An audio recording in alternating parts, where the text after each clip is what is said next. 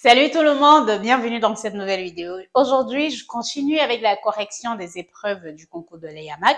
Alors là, j'ai l'épreuve de 2007 avec moi et en particulier en 2007, il y avait que les intégrales à calculer. Donc, il y a 5 exercices avec les intégrales et j'ai commencé par l'exercice 2. Alors, cet exercice que je fais ici, normalement, on peut aussi utiliser les résidus parce que l'épreuve constituait uniquement, ou bref, dans la majorité des cas, qu'il fallait utiliser les résidus, c'est-à-dire les variables complexes pour résoudre, mais je vais résoudre celui-là directement. Donc, pour commencer, j'ai ça. Donc, voilà l'intégrale des 0 à plus l'infini de dx divisé par x plus i divisé par x plus i facteur de racine de x.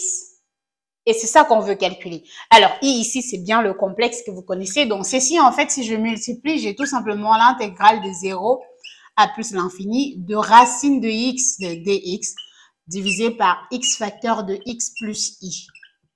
Donc, voilà, ça peut encore se poser comme ceci. Alors, je vais faire un changement de variable. Et pour mon changement de variable, je vais tout simplement poser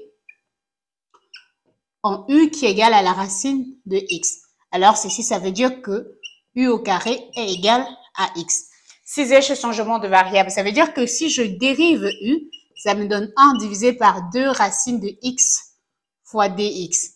Et de là, ça veut tout simplement dire quoi? Ça veut dire que 2 fois, ou du moins dx, est tout simplement égal à 2 racines de x fois du. Et comme u déjà, c'est racine de x, ça fait 2u du. Maintenant, comment je fais? Ici, rappelez-vous sur le fait que j'ai dit que u est égal à racine de x. Ça veut dire que si x est égal à 0, u est égal à 0. Et donc, si x tend vers plus l'infini, u également tend vers plus l'infini. Donc, voilà le changement de variable qu'on peut avoir dans ce cas. Maintenant, pour continuer, qu'est-ce que je fais?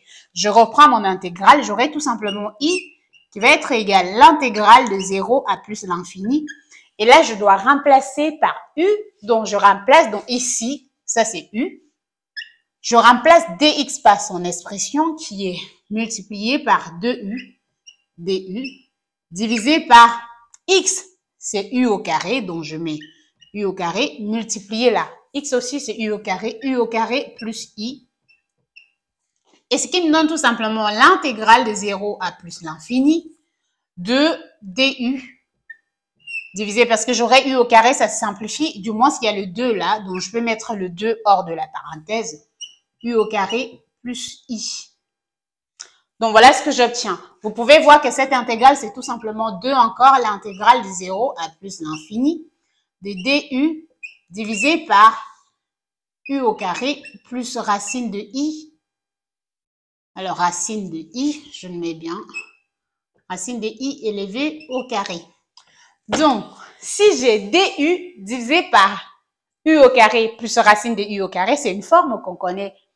La primitive de cette forme est connue. Donc, j'ai tout simplement mon i qui va être égal à 2 à la primitive. C'est comme si on était en train de chercher la primitive de 1 divisé par x au carré plus a au carré. Vous savez, l'intégrale de ceci, ça fait tout simplement 1 divisé par a, arc tangente de x divisé par a. Donc, si j'applique le même principe, j'aurai tout simplement 1 divisé par racine de u, pardon, racine de i, attention, racine de i, arc tangente de u divisé par racine de i, entre 0 et plus l'infini. Donc, j'efface là. Et qu'est-ce que ça nous donne? Ça donne tout simplement, on va calculer avec sa limite. Donc, ça nous donne quoi? Ça donne 2 limite quand u tend vers plus l'infini de arc tangente.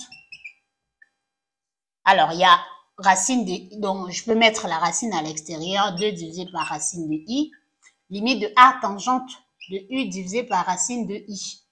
Alors, après, en deuxième position, on a arc tangente de 0, mais arc tangente de 0, c'est 0, donc là, on a 0. Maintenant, la limite de arc tangente de u divisé par racine de i, ça reste un complexe ici. Et donc, la limite de arc tangente de u quand i tend vers plus l'infini, c'est égal à quoi? C'est tout simplement égal à pi sur 2. Donc, en gros, ce qu'on a là, c'est tout simplement égal à 2 pi divisé par 2 racine de i. Alors, donc, je peux simplifier les deux. Et alors, je me retrouve avec le résultat qui est tout simplement pi divisé par racine de i. Donc, voilà, j'ai mon intégrale. Maintenant, tout ce qui reste à trouver, c'est racine de i. Alors, racine de i, c'est comme calculer les racines carrées comment dire, dans les complexes. Et comment on fait ça? Vous savez le faire. Et la racine carrée de i, c'est tout simplement, donc on aura i qui va être égal à pi, divisé, la racine carrée de i, c'est tout simplement 1 moins i, divisé par racine de 2. Alors, je vous montre pas comment est-ce qu'on trouve encore les racines carrées parce que ça fait le principe des racines énièmes qu'on a dans la résolution des nombres complexes. Et donc, ça nous donne tout simplement pi racine de 2 divisé par 1 moins i. Et là, qu'est-ce que ça nous donne? On conjugue.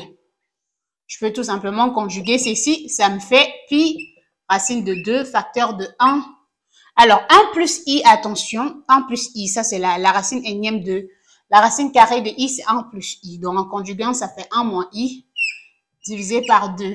Donc, voilà, on peut tout simplement conclure que notre intégrale qui est donnée par ceci, i est tout simplement égal à pi racine de 2 divisé par 2, facteur de 1 moins i. Et là, on a la solution à notre exercice 2 de l'EAMAC de 2007.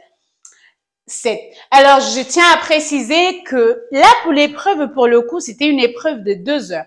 Donc, vous voyez le temps que j'ai mis, on peut dire approximativement 5 minutes pour résoudre ça. Pour une personne qui est en train d'écrire et n'explique pas, normalement, ça devait aller plus vite. Donc, on devait maximiser le temps de résolution dans chaque exercice. Donc, on se retrouve très vite pour la suite des autres exercices.